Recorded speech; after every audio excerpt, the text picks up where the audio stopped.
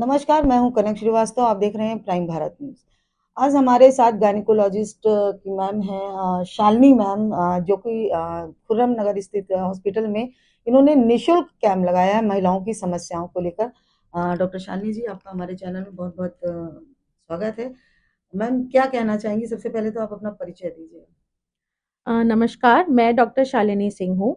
मैं MS ops gynae हूँ और मेरी जो स्टडीज़ है बीएचयू से है। मैंने वहीं से अपनी डिग्री हासिल करी है और मैं इस समय रीजेंसी हॉस्पिटल लखनऊ में एज अ कंसल्टेंट वर्क कर रही हूँ। मैम, आपने आज यहाँ पर एक 3 दिवसीय वो निःशुल्क कैंप लगाया है, महिलाओं के लिए लगाया है। क्या सोच के लगाया है? क्योंकि आजकल जगह-जगह हॉस्पिटल्स हैं, सब कुछ है। तो क्या मतलब आपके माइंड में क्या आया कि आपको निःशुल्क कैंप लगाना चाहिए? एक्चुअली इस एक कैंप का ये एम है कि मोर एंड मोर अवेयरनेस दे पाएँ।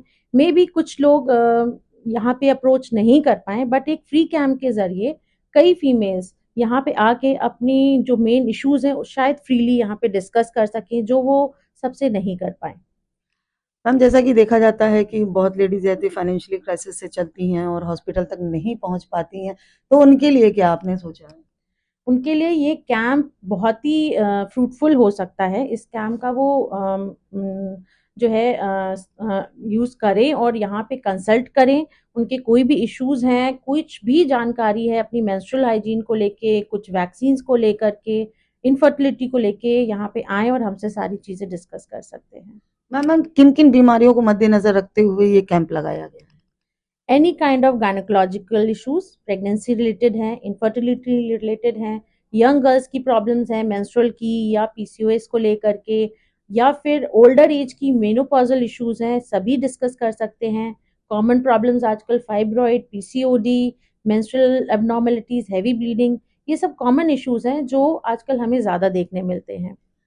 मैम, जैसा कि किसी कोई लेडीज़ प्रेग्नेंट है तो उसको क्या खान-पान, एक अलग हट के ये क्वेश्चन है कि बहुत लेडीज़ें होती हैं जो खान-पान की सही खान-पान उनका नहीं होता है और उसकी वजह से उनकी वो हो जाता है, उसके लिए क्या कहेंगी आप? जी, प्रेगनेंसी एक बहुत ही क्रूशियल टाइम होता है। आई थिंक ये एक ऐसा फेज़ है फीमेल्स को जिसमें उन्हें एक अपॉर्च्युनिटी मिलती है कि वो अपनी केयर करें। तो यूजुअली फीमेल्स अपनी केयर नहीं करती हैं, बट इस अपॉर्चुनिटी को ज़रूर देखना चाहिए।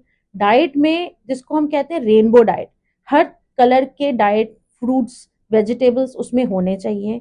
एक बैलेंस डाइट होना ज़रूरी है। ये नहीं कि आप बहुत एक्सेसिव फैट लें, फैट का वेट गेन नुकसान कर सकता है।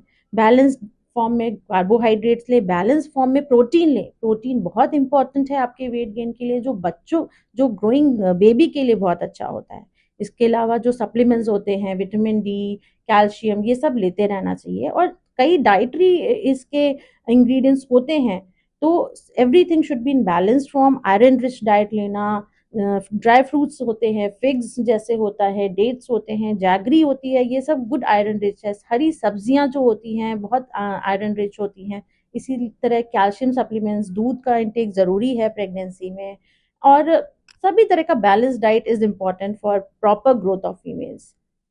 हाँ, मैम, चूँकि आप डॉक्टर हैं और एक थोड़ा-सा हट के सवाल है कि इस समय गर्मी, भीषण गर्मी पड़ रही है, तो बच्चे ज़्यादा इसका शिकार हो रहे हैं, तो उनके लिए क्या कहना चाहेंगी आप? किस तरह से उनको प्रिकॉशन लेना चाहिए? किस तरह से उनका इलाज कराना चाहिए? क्या कहेंगी आप?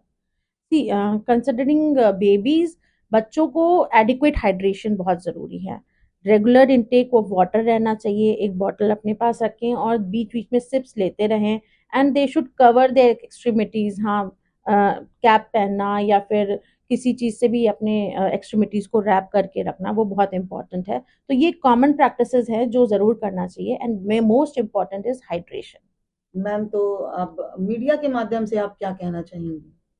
मीडिया के माध्यम से मैं यही चाहूँगी कि आप लोग प्लीज़ इस अवेयरनेस को फैलाएं कि फीमेल्स को अपनी हेल्थ की प्रायोरिटी देनी चाहिए। अपनी डाइट को, किसी भी तरह की मेंस्ट्रुअल प्रॉब्लम को इग्नोर नहीं करना चाहिए, क्योंकि वो आगे जाकर के बड़ा रूप ले सकती हैं।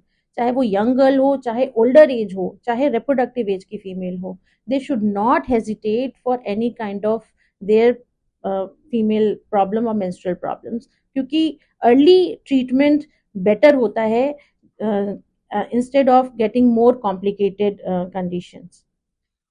Okay, thank you ma'am. तो ये थी हमारे साथ गायनेकोलॉजिस्ट शालिनी मैम, जिन्होंने काफ़ी अच्छी जानकारी हम लोगों को दी। और इनका कहना है कि सभी लोगों को अपने हेल्थ के लिए सिक्योर रहना चाहिए, समय-समय पे मेडिसिन लेना चाहिए, अपनी सेहत का ध्यान रखना चाहिए। मैं कनक श्रीवास्तव, प्राइम भारत न्यूज़।